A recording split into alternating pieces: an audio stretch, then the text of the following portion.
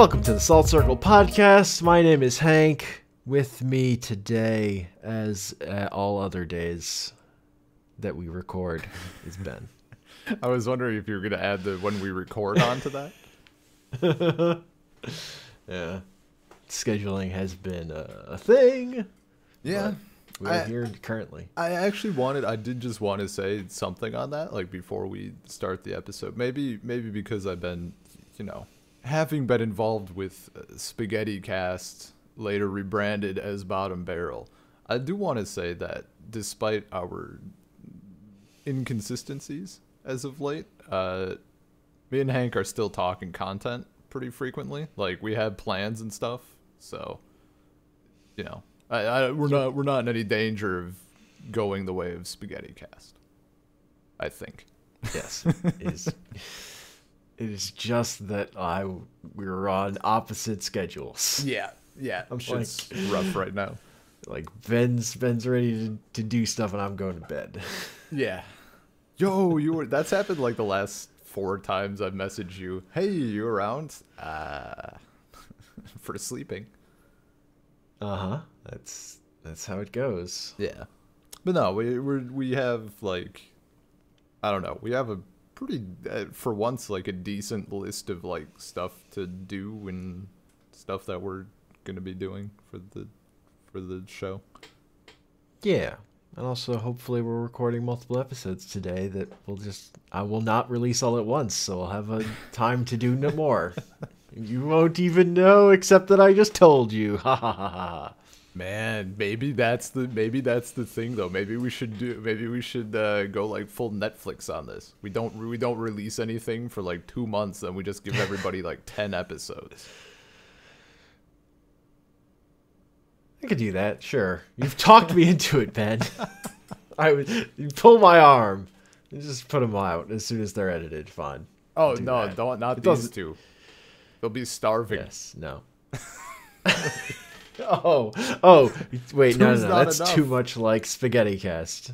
That is a bit like Spaghetti. You can't just sit on podcasts we have in the stack and go, one day we'll release them, and then they'll be too dated. Talking about these comic books from years ago. I forget what year these came out. A little bit triggered, honestly.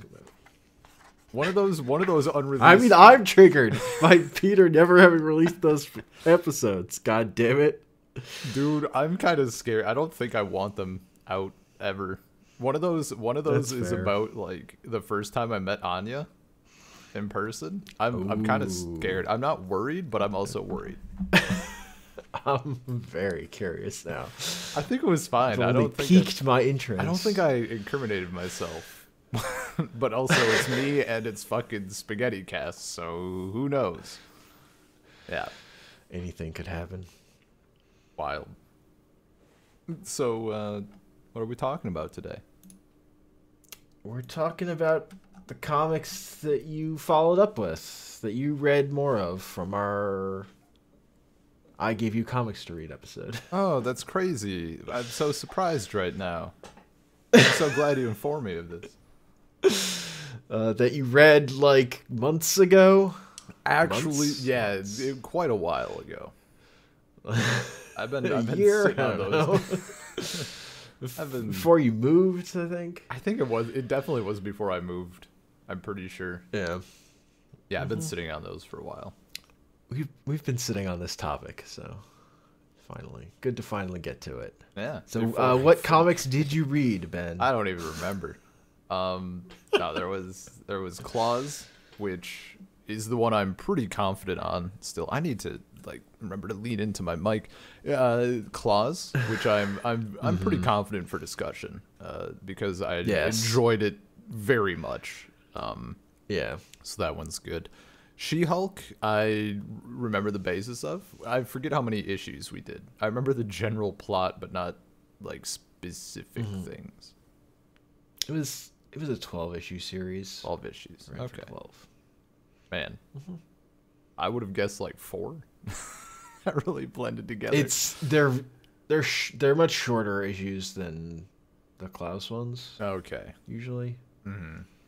Yeah, and the downside, as I mentioned before we started, was that I don't have them anymore. I guess they might be on a hard drive somewhere, but I couldn't find them. Yeah.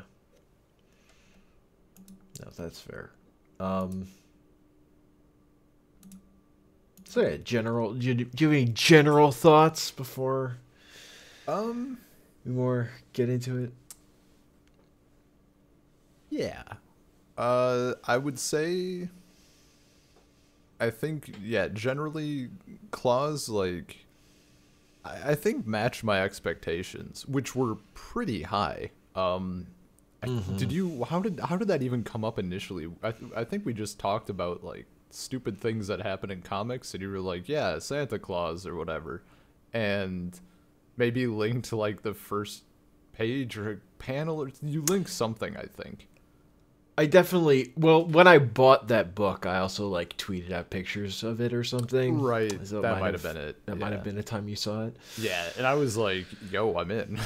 So expectations were pretty well matched, which is nice, especially because I'm still like new to the comic scene. Yeah, I think overall She-Hulk, maybe I didn't I didn't know what to expect, but also I feel like my expectations weren't met, perhaps. That's fair. It's a weird series. Yeah, and I think that's still maybe it might be a bit of. So I started. I shouldn't say I've been reading. I started a while back the Spider-Gwen comics, and I guess maybe not meeting my expectations isn't the right term, because I'm feeling a similar thing there where I almost feel like there's a bit of whiplash, and maybe it's just not being super used to the format, I suppose. I think that's part of it, because they are, again, those series are weird in ways that regular comic book runs are normally can get weird, I would say. And they have, like, I mean, maybe this is true for a large chunk or even a majority of comics. They definitely, to me, coming in like completely new to both of them, they felt like that it was for readers who are not starting here, perhaps.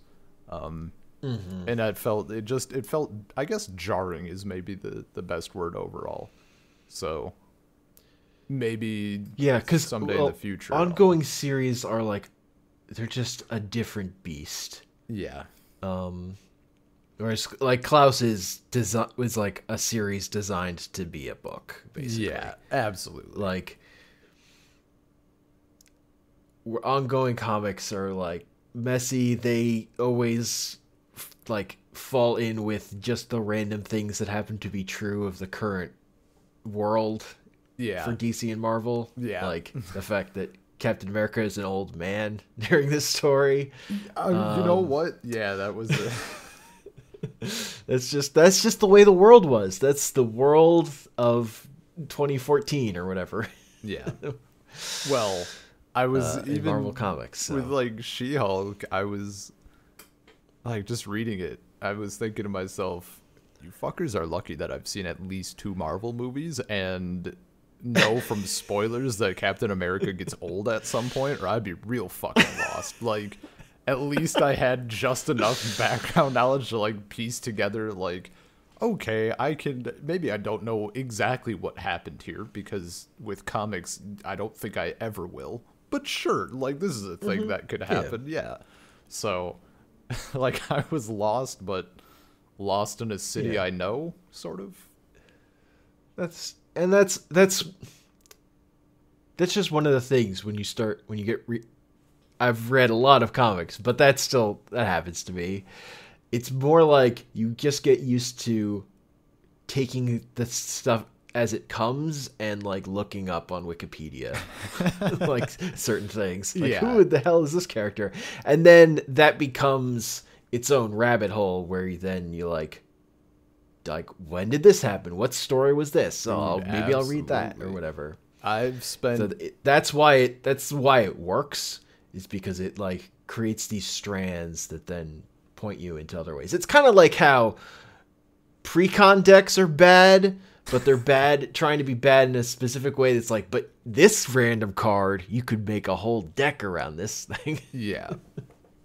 I mean, I understand that feeling. Like, you know, you want to know who the guy is in Star Wars who says we haven't found anything yet, and then you're 27 pages deep in the Dak Fade and Wikipedia page, taking you on all kinds of adventures.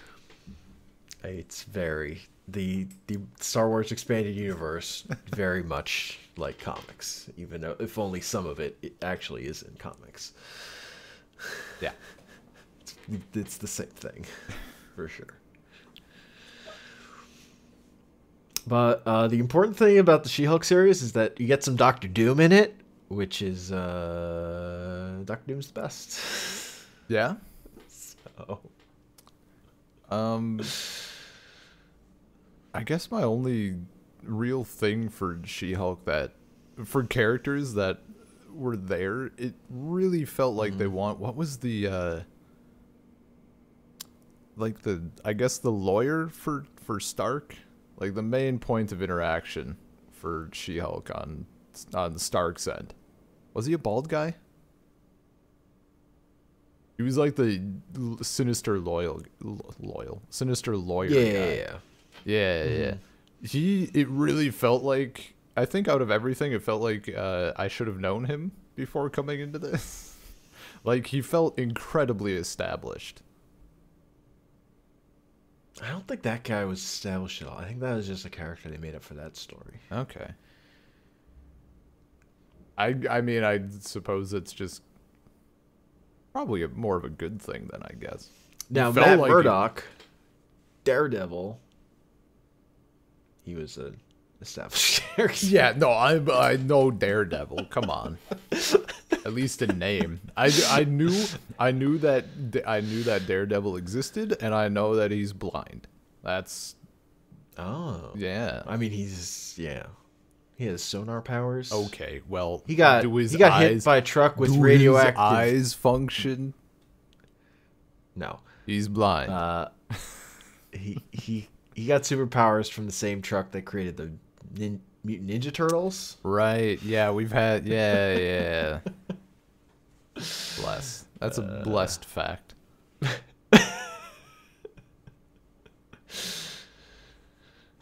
Yeah. The other superhero lawyer. Man, what a terrible, like, could you imagine? So wait, did the truck also make him blind, or was he blind before this? And he got the other shit. I don't actually know what he does. He has like sonar powers. Okay. Like to what? Like, I think it made him blind. I mean, okay, so you say sonar power, like he just got the ability to like click around, or does it do something? He's like, does Toph from Avatar, but except, like without not doing it with his feet. The play, just, so like, the play it. Version, where it's buff Toph and she's yelling. Yeah, sure.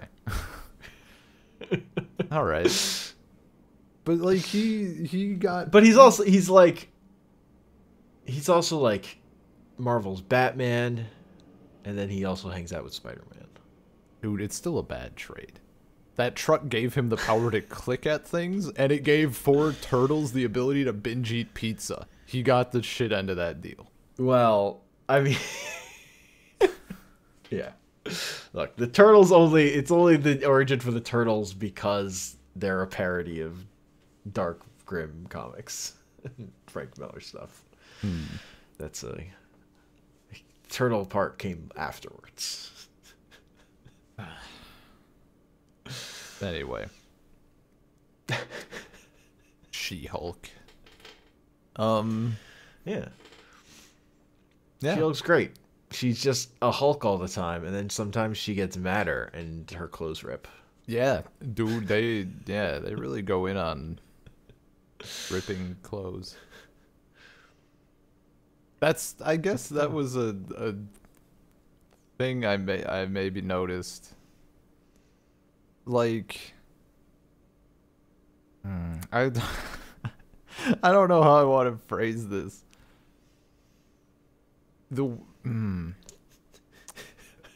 I don't want to be incriminating. I also don't want to be discriminating.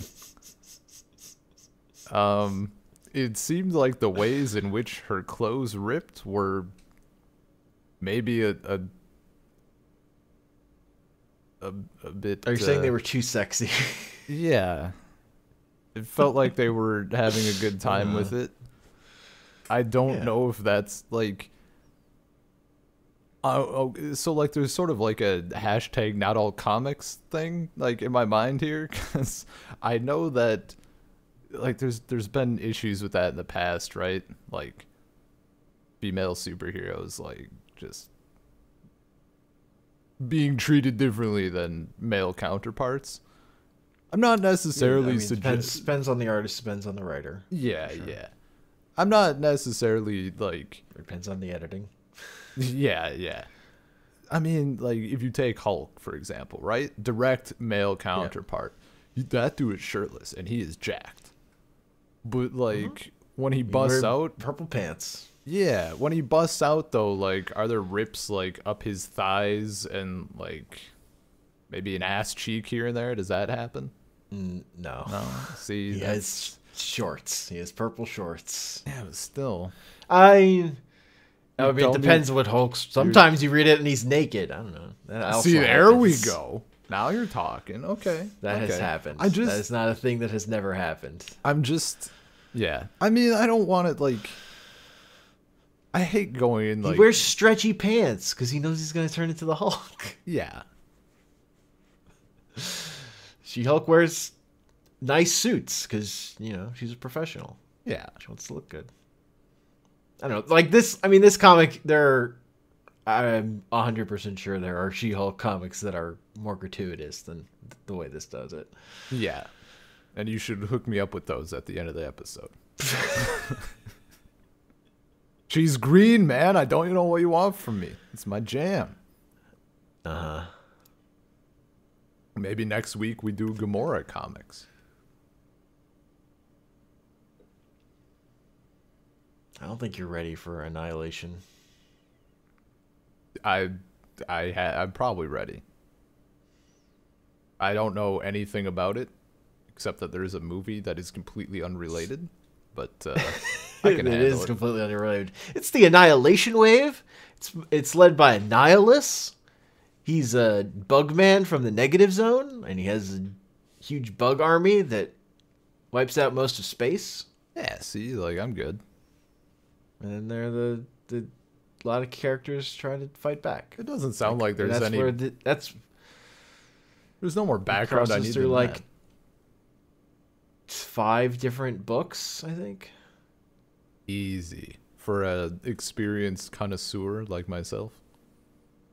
It's like, and then after they beat Annihilus, then Ultron shows up and makes clone bodies of Warlock, and he's cool. See, like Ultron, he does the speechifying. He's very arrogant. Dude, see, I know all of these people. Robot. Nice. You just said It's their true, name. because Annihilation is the event where like the version of the Guardians of the Galaxy that is in the movies is formed. Gotcha. So because they're not very old. They're from the early 2000s. So there's no Gamora solo comics? Nah, I don't think so. Okay, we can skip it all then. Okay. And even in those comics, they're like not that formed. They're not what they are in the movies. I'll find different also. Gamora comics online at unofficial sites. Okay, but then there's the later parts where Venom joins the Guardians of the Galaxy. Also. I'm not, But not Eddie Brock Venom. Flash Thompson Venom. Totally naturally. Different. Yes. And there's the part where they were like trying to set up Peter Quill and Kitty Pryde of the X-Men, and they were like having a long distance relationship. That was a thing. Great. Man. Comics are weird. Anyway, circling back. Yeah, so like, I mean, obviously that's like I guess an external nitpick more than anything. And while we're like we're still not like talking about the actual plot and stuff of She-Hulk. Was there like an artist change at some point? There are two issues that are done by a different artist. Okay. And honestly, I kind of just skimmed those because like I don't like it. I don't like the art for those I was not a fill-in fan. issues. I remember because like, a big part of my whole appeal for this series is the Chris Samney art. Sure. Or whatever it is. Yeah, honestly, I had to like go back. Yeah. It was so jarring. I had to like go back when I was reading it and like check to see if I missed something. Like I thought something happened.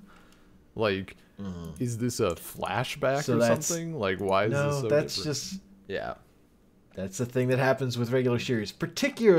Generally, it also is much more likely to happen to series with good art because good art is like hard and takes effort. So sometimes, they can't fill in that get an issue done a month. So you need a couple fill-in issues. Yeah. Javier Pulido is the main artist. Okay. For the series. But yeah, so like the writer Charles Sewell wrote those issues, but I think he did. He did something Star Wars, right? That we read. Did he do the Darth Vader, Dark Lord of the Sith? I think he did the Dark. I think that's what he did. Yeah. Okay. I think that was the reason I picked this as one of the comics I recommended is because that was another thing he wrote. Mm-hmm. Okay. So I have a vague idea or memory of the plot overall. I recall that. Okay, let's see. Captain America, as stated, is an old man. And something happened. I'm piecing this together. Something happened, and he knew that for lack of a better, I don't think he did anything. No, he did something, and people there was gonna be a possible accusation of him doing something bad. So he hired Daredevil to take one side, and then he told Daredevil to take the case. Okay, sure. He hired She-Hulk. Right. But he pitted them against each other knowingly, right? And yes, he wanted the case to be made, but he also wanted to win. Yeah. So he hired She-Hulk. What was it again? A war crime or something? It was something that he did that was an indirect consequence, wasn't it? Or something? I forget what the exact it was a thing with Nazis holding a bunch of kids captive and him standing up to them and them to talk him down. They made an example out of someone, so they shot this other guy next to him. Right. And they shot the strong guy rather than Steve Rogers, the weakling. Mm-hmm. Right. Okay. Yeah, now that you say that, I can think of the exact them talking to that dude or whatever. I remember the flashback and stuff. Yeah, or him explaining it. Mm-hmm. Yeah, I honestly forget how Doctor Doom comes into it. Doctor Doom's son shows up wanting asylum. Right. Because he doesn't want to be king of Latveria. Yeah, he doesn't want to have to do the exact things that his dad tells him to do. Yeah. He's fucking. He's basically Dr. Evil. He's Scott Evil. Yes, exactly. Yeah. Okay, I remember that now. Mm-hmm.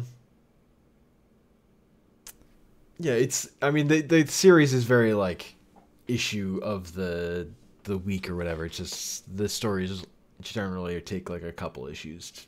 Each case takes a couple issues to play out. Yeah. And you know, there's courtroom stuff, and then she'll beat someone up also or something. Yeah. You know, it's stuff.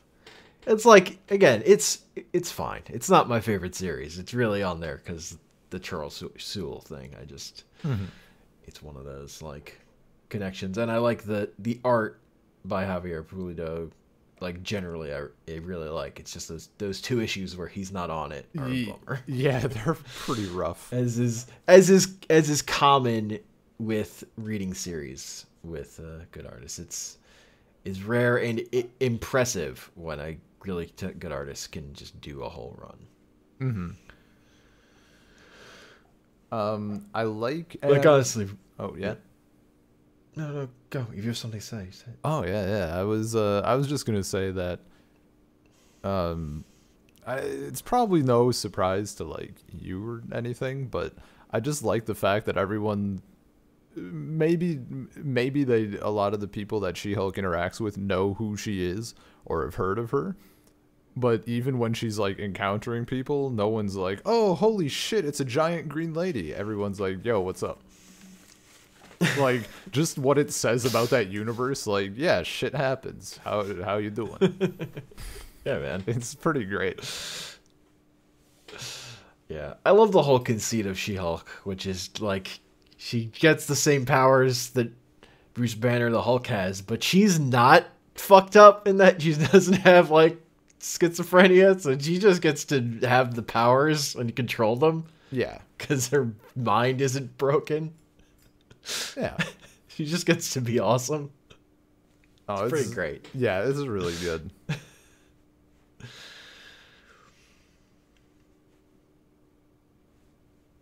But yeah, I don't really have that much more to say about She-Hulk. We can move on to Klaus. Yeah, She-Hulk is the side dish of this episode, honestly. It's the taste of like what comics are like some of the weird structural things that happen with normal comics. Yeah. Now let's just talk about a fucking great piece of art. God, it's so Klaus. Good. Oh, it's Santa Year One. Man, so love the art. The art is so good. Kills it. It's so fucking good. It did a lot of I mean, in general, it's good, right? Like a lot of it's just solid, but I just love those moments. This is one of the things I loved about the Dark Lord of the Sith run, is that, you know, you get those important pages, right? Like there's a great one of like Darth Vader meditating, and it's just super well done, and it's kind of maybe surreal isn't the right word, but it just makes you think. Like it makes you stop and look at the page. You're like, fuck, that's good shit. Those splash pages. Yeah, a bunch of that going on with Klaus. Like when he's in the woods and there's like all the little fairy shit around, or when you get the reveal of like is it actually Krampus? I forget. Yeah. Krampus. I don't think they name him, but I mean, it's definitely Krampus. Yeah. When you get that first, like when he's sealed away and it's just dark, like it's so fucking good. There's just a lot of great moments like that, and that's something that it might be like one of my favorite things. I think a lot of the comics I've started reading, or even some web comics, like that's what has started me. Like I see a splash page, I'm like, holy shit, we gotta read this. How long is it? I don't care, I'm doing it. That first shot of Klaus with his sled and the wolves. Yeah, dude. We may have to disagree, evil one. Oh, this is good comics right there. Yeah. And just like it's such a good story. Like it's just a cool take I think my only thing from a story perspective was maybe just, I have an idea, of course, like it's Santa Claus, so I know more or less where we're going to end up, but like how do we get there and what's the conflict? I thought, and I maybe even wanted more than what happened. I thought it was just going to be like Klaus versus what's his name? The town leader who's a dick. The lord or mayor or whatever. And I don't know. Maybe I would still like that a little better as opposed to the dude made a deal with Krampus and now Krampus is like a problem and that's our ultimate thing. I don't know. I mean, I like them both just cuz like Krampus was dope. Yeah, man. You gotta have Krampus for him to like turn that sleigh evil and talk about the 8-corned orb and the thought metals of the hated elders. Yeah, of his kind. That's some Grant Morrison shit right there. Hell yeah. No, it was still really shining good. People who chained me in the rock will die on hooks among the stars. It's just good stuff. It's a 10 out of 10 line. Like everything Krampus does in this is fucking 10 out of 10. Yeah. Oh, it's just very solid. Like this is one of those comic things that like a lot of people should read. It's I like with I don't know, even with Anya or something. Like she I think she's one of those people that just has this stigma for comics that a lot of people have, that I had before Star Wars. And you can just have these like more or less one-off things that are their own thing. Not everything has to be like Spider-Man that's running for 1 billion issues. And I would like more people should read this. This is good shit. Like this is quality and coming from every direction. It's great. Yeah. It's just a really good idea. Well told. It's that idea, because like I keep saying the year one thing, because Batman Year One was like, it's one of the probably the best Batman stories of just like his origin of him ending crime. It's mostly about Jim Gordon actually, and it's like the one that like the Nolan movies draw a lot from. Okay. But that idea of like doing the like origin, the like new take of an origin story that's like just getting at the core of the thing and simple. That's like DC's done a lot of year ones and they're not all that, but that's like what it should be. And this is just so perfectly that for Santa Claus. Yeah. But you know, in the way that, you know, a Grant Morrison comic would do that, which is he has wolves. He's a ghost wolf man, or what is how you describe him. And he gets stabbed through the heart with the sword. But also, he says there are no bad children. Yeah. That's the important thing. Yeah. He gets high in the woods and makes a bunch of toys. So you saying year one, like, it make that kind of inadvertently summed up sort of a thing that I kind of want if there's more of this, which you said there's like some more like very short one-off things of Klaus. He's done a one shot of it every year since. Okay. Are they just like non-connected stories, or is there more of like a theme building? I'll read some titles. There's The Witch of Winter. Okay.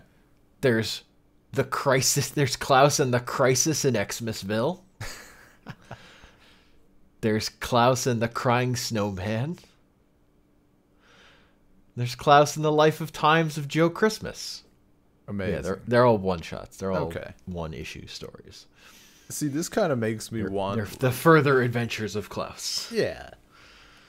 See, I guess maybe, like, knowing that those exist, that this thing wouldn't work as well, but it'd be cool to have, like, maybe sort of a Beowulf situation, like, first half, or first, like, I guess, full book in this case, is, you know, we get to see the origin and all that stuff. And then, like, you know, he has the black hair, the black beard, he's a young dude, he has ghost wolves. Like, seeing the end, you know, he's old, he's Santa Claus, he's been in the business, and now, like, he once again has to save Christmas, I guess. I feel like yeah. And I do feel like the gimmick works better as with a young Santa Claus. Yeah. Just, you feel freer to do more with the character. Yeah.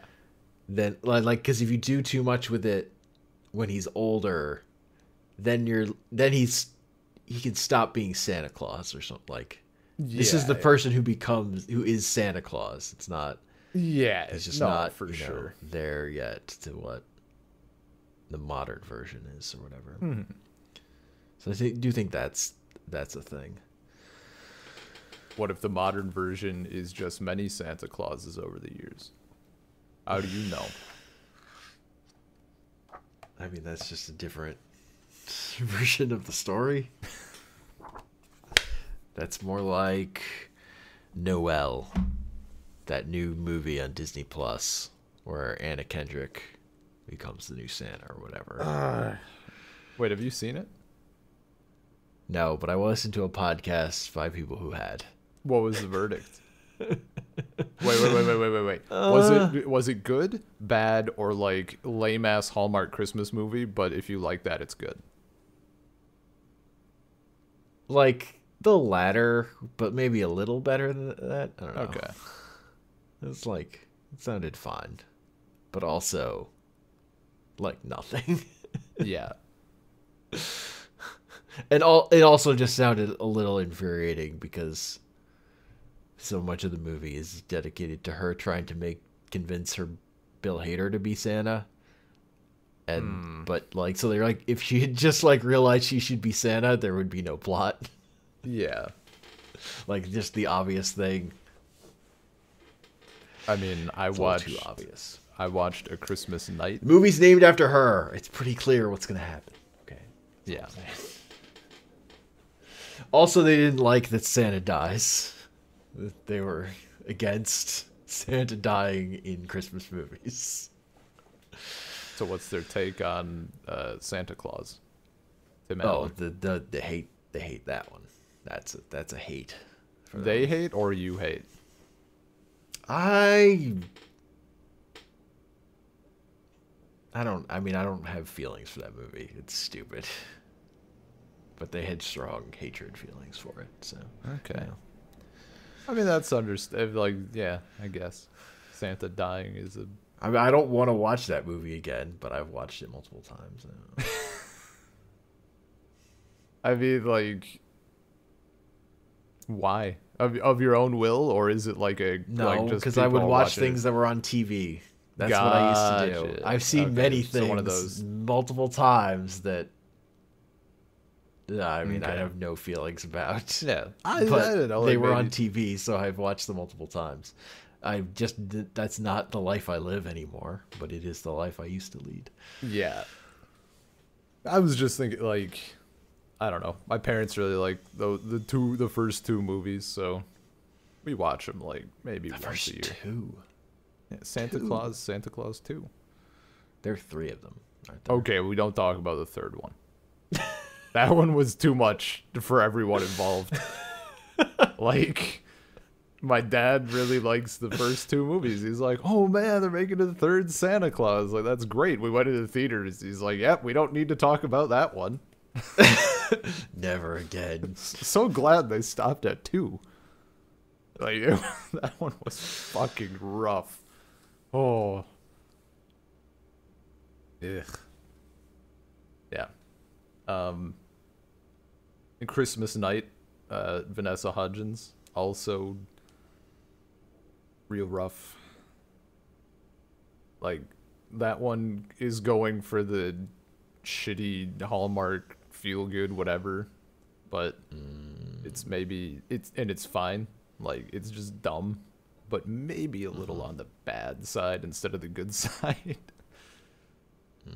Princess Switch, also with Vanessa Hudgens. Definitely going for a shitty Hallmark Christmas movie, but also trying to hit every single trope from every Hallmark movie of all time successfully. It's a masterpiece. It's a masterpiece made out of trash, made out of old Christmas present wrapping paper. It's fantastic and also terrible. Yeah. Okay. And you have not did you see even like any trailers or anything for the Klaus Netflix movie? I watched the trailer, but I don't remember it at all. It's Okay. just when it became clear to me it wasn't an adaptation of this comic, I lost all interest. Dude, I remember messaging you like I'd never gone from so excited to so disappointed in such a short time. This doesn't have holes in it at all. Yeah. I was thinking it was going to be No like one's getting stabbed. Yeah. I Come thought it was on. going to be like a dark anime or something like, holy fuck, it's happening. This is amazing. I'm so glad I read this. And it's just not. I might still watch it just to like see, but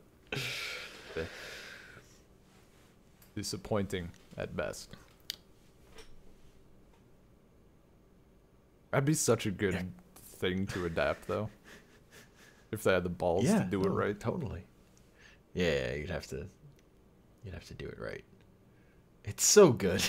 It's just great. It's just like a perfect piece of comics. Yeah. Of any media, really. Like, it's incredibly solid.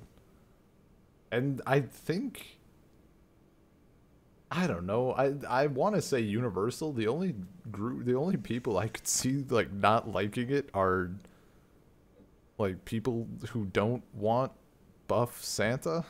I guess like how dare he? Fat People who and don't want jolly. to see Santa stabbed through the chest Yeah, and don't like demons. I guess. Well, Who want to eat children. that's what Christmas Like if you're is just all against about, though. stories with demons that want to eat children, then I guess this I comic isn't suppose for if you. you're just against every story.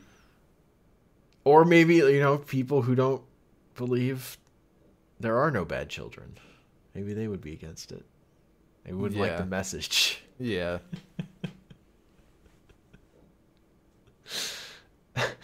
Some cold-hearted asshole reading it and being like, he was a criminal. They weren't allowed to have toys, and he gave them toys. Unacceptable. Yeah, no, lawful evil. They might like parts of it. They might be into the wrong parts, but the end might turn them off. I can't. I can't believe he wasn't brought to justice. What is this horse shit? It was just an evil demon the whole time? But the law!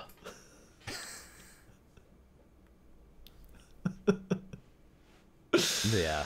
Was he like also? I forget exactly what the specifics were. Like, what did Krampus promise that dude? Like, did he just promise him power, or was it like a blackmail situation? I forget. The kid wished... Well, when he was a kid, he wished for a girl to like him. And the demon's like, would you do... And he would say, I would do anything for her to love me. And you just see the voice, anything?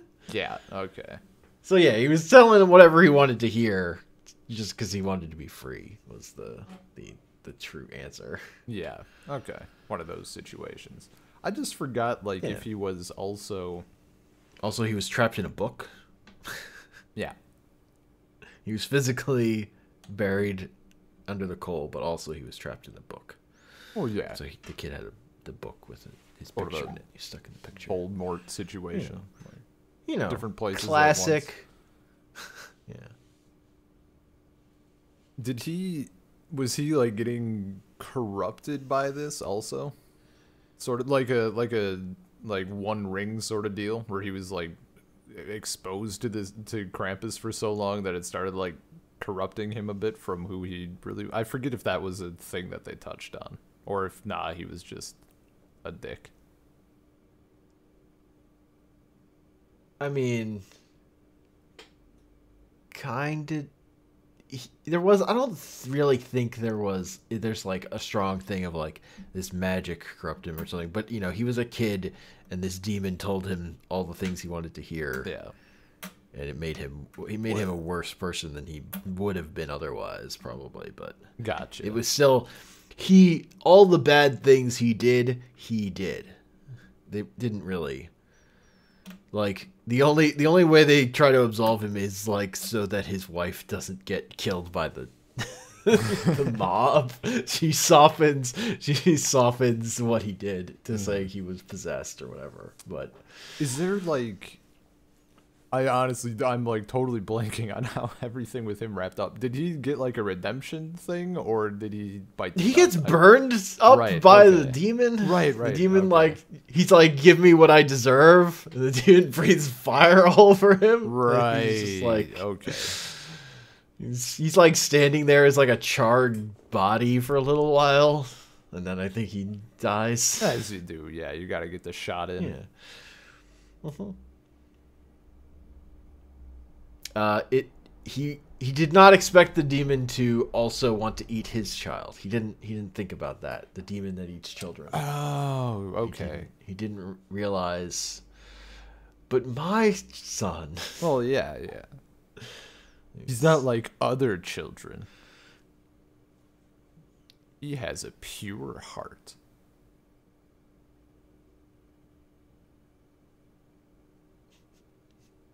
Man.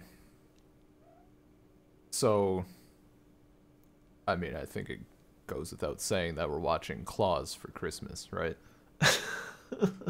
I don't want to. Come on. I have plenty of other bad Christmas movies you could watch. Come on. There's no reason we can't do all of them. Come on. Okay, I also have a good Christmas movie I want to do. Our podcast. What's your good Christmas movie? Anna and the Apocalypse. Sorry, you said Christmas musical? Wait, what? Ed and the Apocalypse?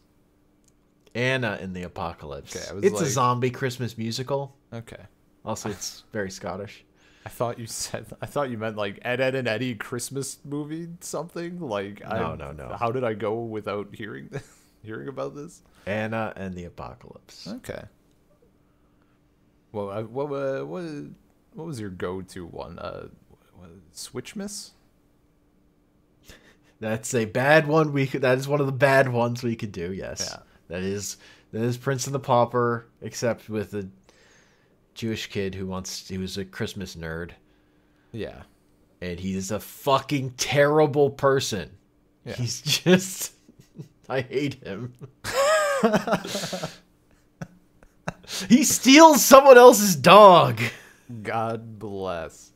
Fuck him. I mean, if we do that, then we have to do the princess switch just because the name is right there. You're not wrong. That just sounds like a theme to me. I just wish that it wasn't called Switchmas because that would be the perfect name to like encompass those two movies. But they took it. It sounds like you're only talking about one film. No, I mean like it's true. Anna and the Apocalypse, like I'm down. I don't know why, but I like the only Christmas movie where I've not absolutely not, but I don't know, like everybody always talks about Die Hard. And I just can't. Maybe it's because we like not super recently, of course, but I think once a year for Die Hard is maybe too often for me. I don't know. It just doesn't vibe with me enough. Honestly, once a year for any movie is too much for me. Yeah. Because, like, after the third year, I'm like, you could watch something else this time. Probably. I mean, I what. That being said, the last movie I watched multiple years in a row on Christmas was Die Hard. It just happened to be on, and me and my dad were like, I guess we're watching Die Hard again. Nice. Die Hard's a good movie. I'll watch Die Hard. You know, I could do like maybe I could do like Godzilla 2000 or what was the weird one we watched? A kung fu one with the really unfortunate scene. Oh, Yakuza Apocalypse. Yakuza Apocalypse, yeah. Yakuza Apocalypse. Like I could watch something like that once a year where it's like dumb enough that you can just get smashed and go. Yeah. Or Princess That's Switch. fair. If we do Princess Switch, I will be getting drunk live. Cause it's a drinking game. The whole movie. Every time they do something that's Hallmark worthy, you take a drink and you die in the first like half an hour. So the other bad one we could do is Kirk Cameron Saving Christmas. If you want to hate everything. Why does that sound familiar? Because it's like would come up in a discussion around if you were talking about movies like God's Not Dead. Oh no. But it's holy shit. Wait, okay, it's oh no. Yeah. Oh no. It's faith-based Christmas comedy film. That's an unfortunate series of takes. It's about how capitalism is good. Really? It's not even really about Christianity. But it is two guys sitting in a car while one explains to him why capitalism is good, but like with the religion tag for this this whole thing is like rough. It's not. It's like a reaction to people who are like, we should put the Christ back in Christmas, and them saying no. We should make it more capitalist. But justifying it through horseshit. Wait, so does it's just like a speechifying. It's like literally talking at you the whole time. And then there's a dance party at the end. I mean, it's like the one black guy. It's like God is not dead in the sense that like every time anyone says anything, there's like a symphonic swell, and it's meant to be the most important line said in the film, but it's every line. Well, it's like to that same market. It came out around the same time. That same like niche of garbage religious films that are it's taking the religious morally standpoint. Bankrupt. Like it's but also kind of not. It's just it's like talking at religious people though. Yeah, because it's Kirk Cameron. Jesus. But again, it's talking at you. Well, yeah. It's a terrible thing. It's hard for me to call it a movie. It's like a movie that's so bad it's not really even a movie. So yeah, that's a possibility if you want to hate everything. I don't. Another one we could do, which was a staple for several years for me, is Christmas in Connecticut. That's just a good, solid old Christmas movie. I have no idea what that is.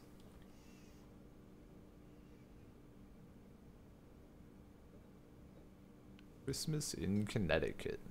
Oh, okay. So it's like old. Yeah. Man, I was thinking about it earlier today with like our comic samples, our old movie night stuff, other the like anime sampler we did. We should have we fucked up by not having a specific title for those episodes, something like Ben Gets Cultured or something. That's the no. See, Ben, that's the whole podcast. The whole. I mean, you're not wrong. Like what? 90% of our non-magic content is just me going, "Oh damn, never seen this before." I mean, if you're going to make a meme out of our whole pod show, yes, it would be either us talking magic or me showing you a picture. Me learning about it'd be the look at this photograph, the Nickelback meme. Except it's just except half of it is also insanely popular shit. Oh, Casablanca. Yeah. Never seen that before. Whoa, who's Humphrey Bogart? This is crazy. Do people know about this? Like, this seems really good. Christmas in Connecticut has a bunch of supporting actors who are in Casablanca. Is the only reason that I really like it. It has, it's one of the things. Yeah, I mean, I'm down for anything. Honestly, we should probably just, like, put a vote up, right? On Twitter or something. Yeah. Because we have enough, like, we have so many, there's enough here that I don't know. Let the... Mm-hmm. Yeah, there are more Christmases in the future. You don't want to burn your whole load on Christmas content. Maybe we do. Okay, hear me out. What do we want? Did we do Die Hard last year for Christmas? I forget exactly what we did for Christmas. I think... Or did that kick off our building thing? Did we do Die Hard for Christmas and then, like, follow it up with more attacks? I think that's what it was, right? Maybe. So, hear me out.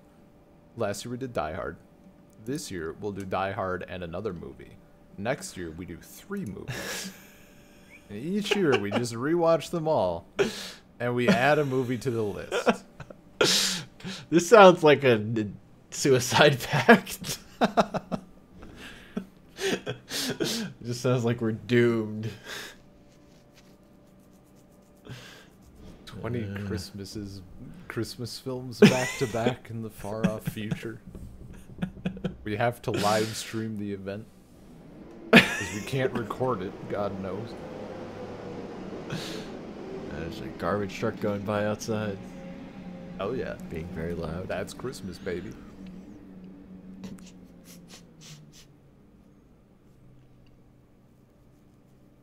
It's the true Christmas demon, Trash Man, who just throws garbage bags down your chimney on Christmas if you've been bad. I mean, you know, it might not be the worst plan. We got to go somewhere with the garbage. Yeah, I don't think that's enough to solve our garbage problem. God, there's way more garbage than that. I've been seeing a lot of, you know, now that December is hit, a lot of Christmas boomer memes on Facebook. Like what are now I am the old man asking, what are these memes? Like, tell me your memes. Okay, you know, like boomer humor type shit, right? Yes, like that I'm very aware. Giant noses, like okay, boomer. Yeah. How does the book work? It's like that, except maybe not as terrible. Like there was one. It's like, oh, Santa should have worn his glasses this year, and it's like him saying ho ho ho, and he's going towards an outhouse instead of the chimney.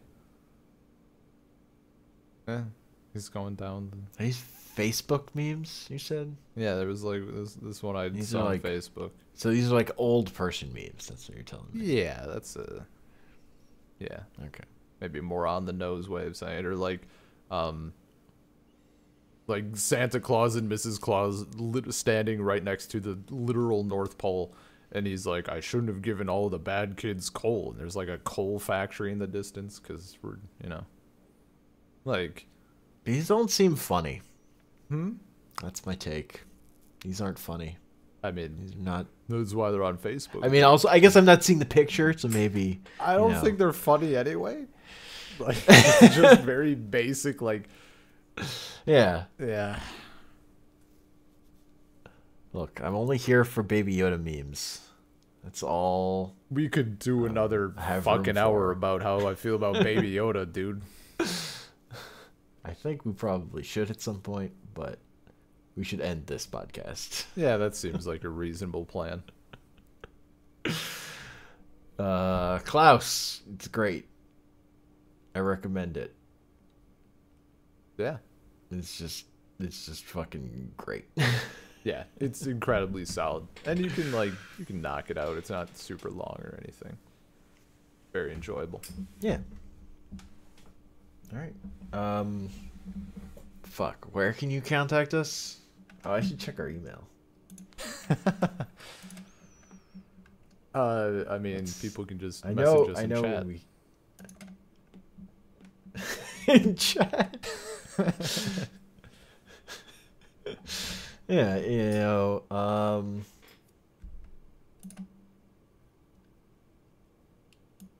Oh, so said we should read that terrible Magic the Gathering book. Ooh, that's a... I mean, we could. In theory. I will say the last time I tried to read a Magic book, I bounced off it incredibly hard. And that was the book for Invasion. So that was a while ago. I mean, this one is supposedly incredibly rough. So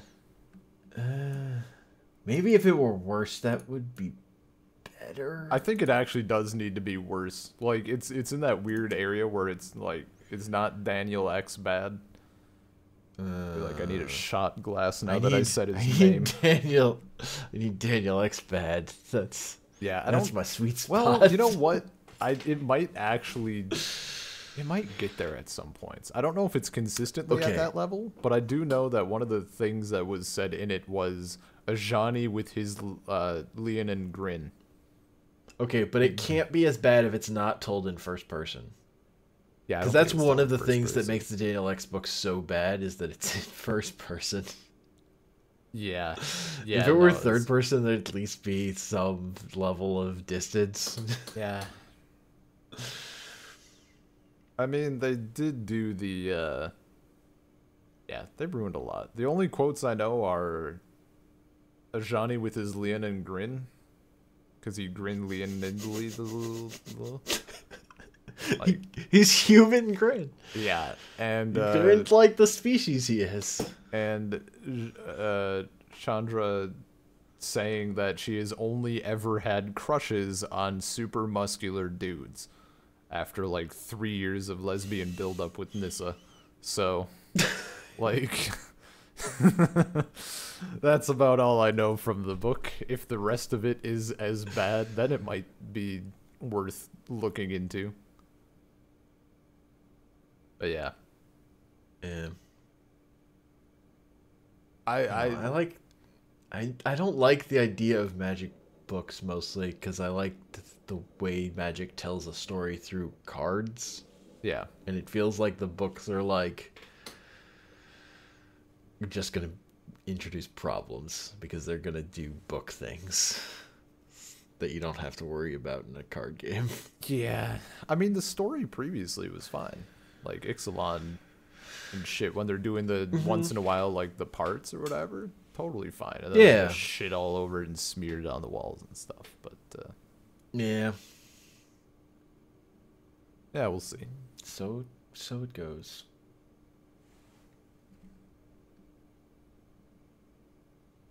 Did you find your paper? No, that paper is lost to history. Ooh. So you can email us saltcirclepodcast@gmail.com. Find us on Twitter @saltcirclepod. We're on Stitcher, iTunes, Google Podcasts, Spotify, Salt Circle Podcast. You can find me on Twitter @comicpanels. And I'm on Twitter @bean_LP. If I ever have to read off that laundry list of places, no one's ever going to be able to contact us ever again.